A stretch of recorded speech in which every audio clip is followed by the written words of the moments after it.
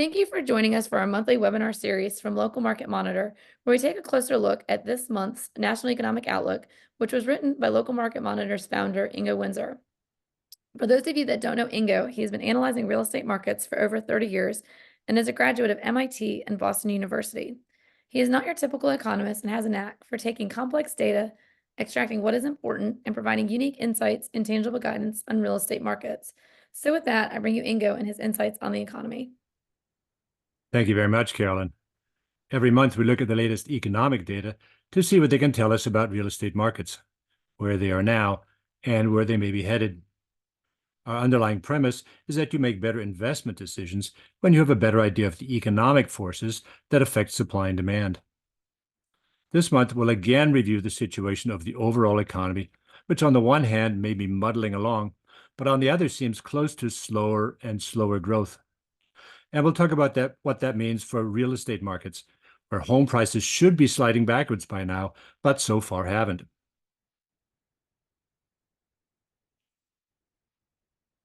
Let's look first at jobs, our best short-term indicator of how the economy is doing. Here's a picture of the monthly increase of jobs compared to the same month of the previous year. After regaining many of the jobs lost during the pandemic, the rate of increase has settled down in recent months to about 2% a year. This is a better rate than right before the pandemic, when it was about 1.5%. And continued job additions at this rate would indicate a very healthy economy. However, if we look behind the numbers, it's much more likely that the real sustainable rate of job increase right now is actually closer to 1%. How can that be?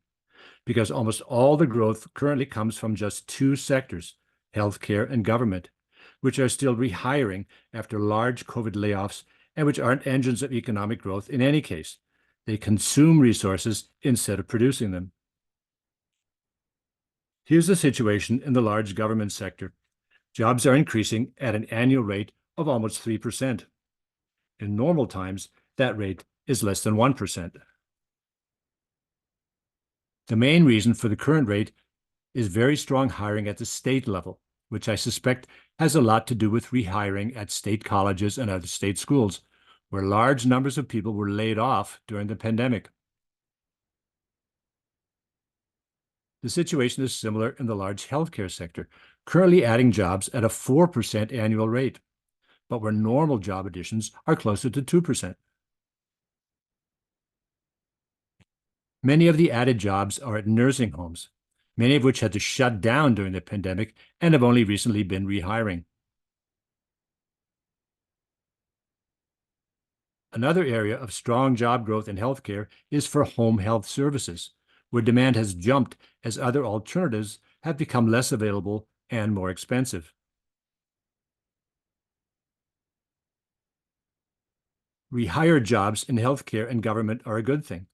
But as far as a measure of economic growth, they give us a false sense of security. Once those jobs are filled, where will further growth come from? Maybe from the restaurant sector, with its own hiring cycle now complete and jobs still being added at a 2% rate. Maybe from the construction sector. Home builders have been laying people off for the past year, but there's been a lot of non-residential construction, like data centers. But it won't come from the manufacturing sector, where job growth has been zero for the past year.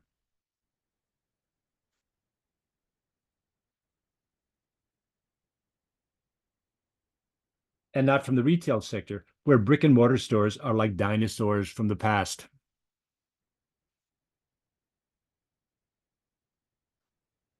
And not from the finance sector, where even the recent surge in mortgage lending is now over, and computers are doing more and more of our banking.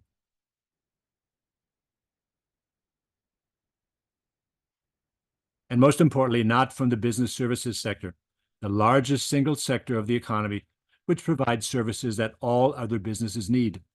It's our best measure of real business activity, and it's now growing at just 0.5% a year.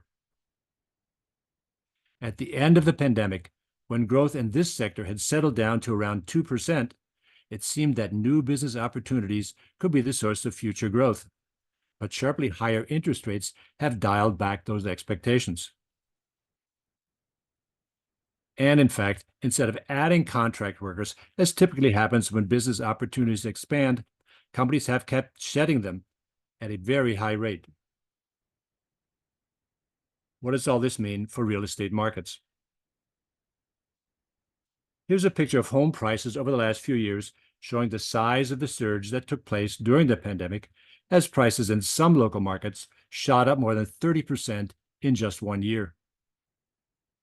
A boom of this size almost always is followed by a bust of equal magnitude, but so far that hasn't happened, with prices still trickling higher at a 5% rate despite high mortgage rates. Here's another picture of the same thing. The average home price jumped from $250,000 at the start of the pandemic to $350,000 today. This is far above what most people can afford, so the laws of supply and demand will force a readjustment. But that's apparently still in the future, possibly because few people are willing to sell their home right now. When you sell a home, it's usually because you're buying another one. But if you bought yours 5 years ago with a 3% mortgage, you'll now need to trade that for a 7% mortgage on a much higher principal. So maybe you won't sell. So the reckoning will be deferred, but not forever. If the economy is indeed slowing down, if the obsession with taming inflation prevents policies that boost economic growth, we could end up with a very sudden, very sharp fall in home prices as poor finances force some people to sell their homes, while high rates and prices prevent more people from buying them. I'm an analyst. We're supposed to worry about things. This pessimistic scenario may not happen. It hasn't so far. Maybe there's a different path to rebalancing home prices with incomes, but I wouldn't bet on it. That's it. In this time of uncertainty, it's important for bankers and investors to stay on top of local economic and real estate developments. Local Market Monitor provides the data and analysis they need, with local market reports and investors' metro analysis. Thanks very much for following along. This is our National Economic Outlook. I'm Ingo Windsor.